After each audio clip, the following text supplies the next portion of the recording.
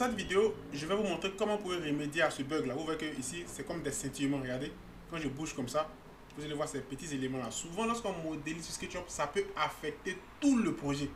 Et souvent, c'est vraiment très fatigant pour pouvoir modéliser quand ton bâtiment se trouve dans cet état là.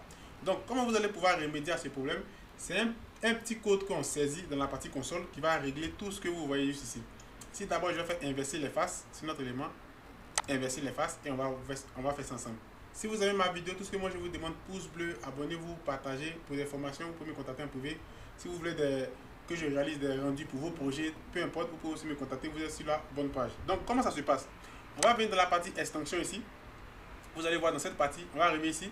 Et dans la partie développer, vous allez voir rubrique console là, je clique dedans. Et à partir de là, qu'est-ce qu'il fait? Il fait CTRL V. Et on va taper ce code là. SketchUp.scène action 106-24 et j'appuie entrée.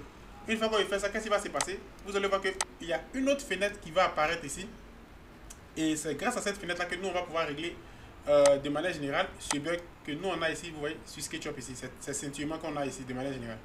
Et quelle partie qui va plus nous intéresser? C'est ici force, cette partie là, near far ici, cette zone là. Nous on va cocher là seulement. Moi, j'ai testé, j'ai pris des trucs, j'ai fait beaucoup de tests et la valeur qui a fonctionné chez moi, pour d'autres personnes, ça peut être autre chose, mais la valeur qui a fonctionné chez moi, vous allez voir que ici, moi, il y a eu plusieurs valeurs. Donc, je mets 5 ici, vous voyez, 5 ici.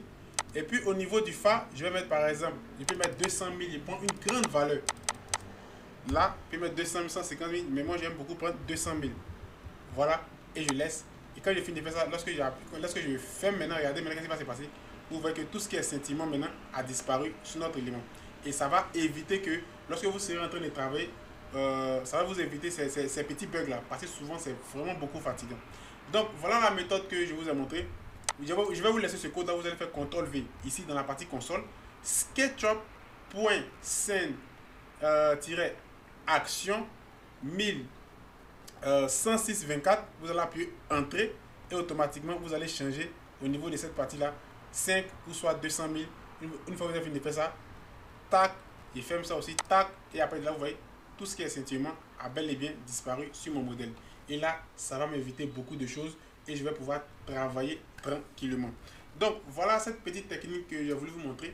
Tout ce que moi je vous demande, si vous aimez ma vidéo, pouce bleu, abonnez-vous, partagez, et sur ce on se retrouve pour une autre vidéo. Ciao.